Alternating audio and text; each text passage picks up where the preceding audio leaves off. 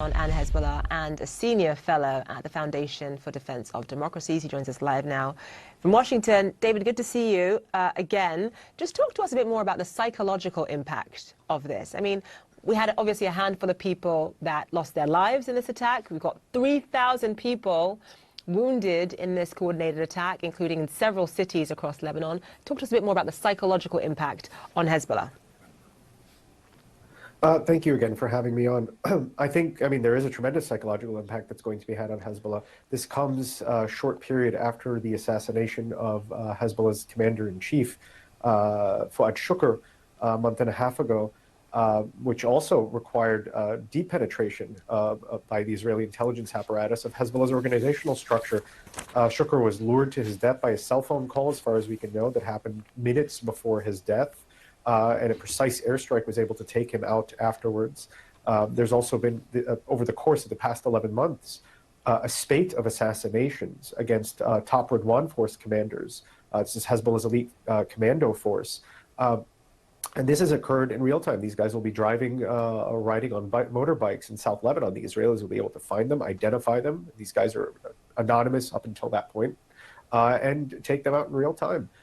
This is a further testament, I would say, to the penetration of Hezbollah's organizational structure. You're already seeing statements by Hezbollah asking its followers to discard their communications devices and not to report on the names of the casualties and their identities. They're trying to create confusion as to who was killed and who was harmed by this Israeli attack. They feel that the Israelis are able to reach them.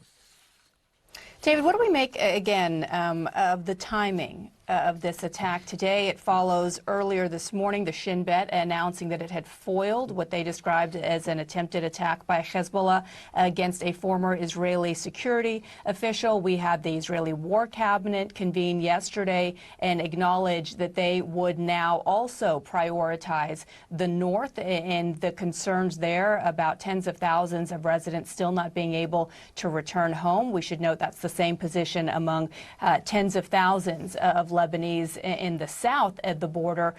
Given the timing of that, given what many are concerned over an already escalating war that's brewing between Hezbollah and Israel, what should we read into today's action?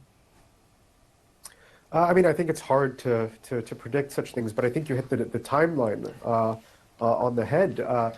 Earlier today, as you noted, Shin Bet said that an assassination attempt was foiled against a former Israeli security official. The way that assassination attempt was supposed to occur is with an explosive device that was supposed to be detonated remotely from Lebanon. This could be a demonstration by the Israelis that if you were going to attempt something like this, Hezbollah, from Lebanon, our reach is far more expansive, and we can harm you a lot more. There is also a shift to the north in terms of the war effort. This has been kind of the ignored war that has been going on amidst the focus on Gaza. The fighting in the north has been much more intense, and the return of the Israelis to the north. This is something that the Israeli cabinet, as you noted, has placed as a priority for the current war effort. There is really no way to ensure that that will occur, at least as I can see, without some kind of military campaign.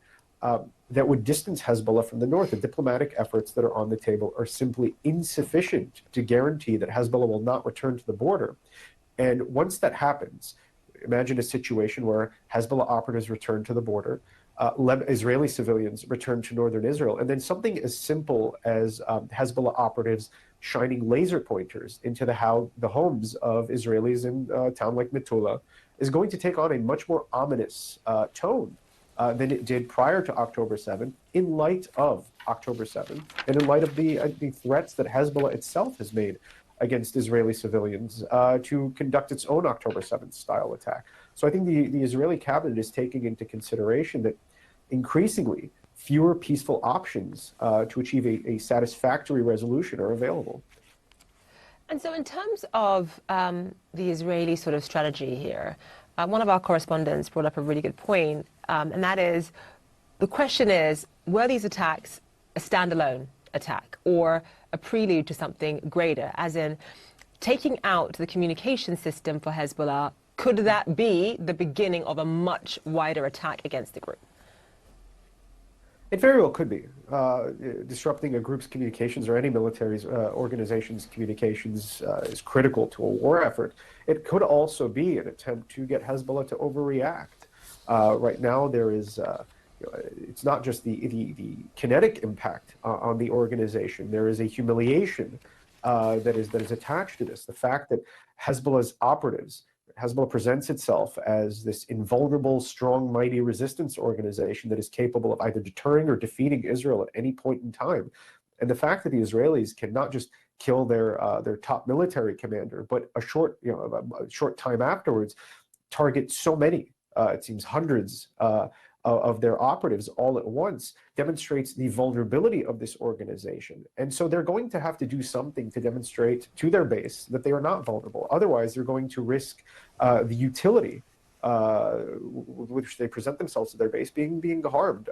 This may force them to overreact and give Israel a justification for launching a broader campaign, a ground campaign, perhaps, that does considerable damage to Hezbollah's capabilities, at least in South Lebanon.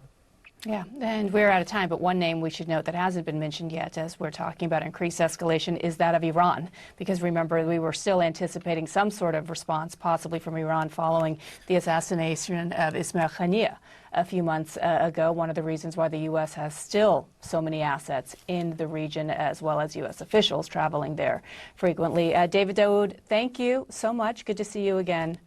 We'll be right back.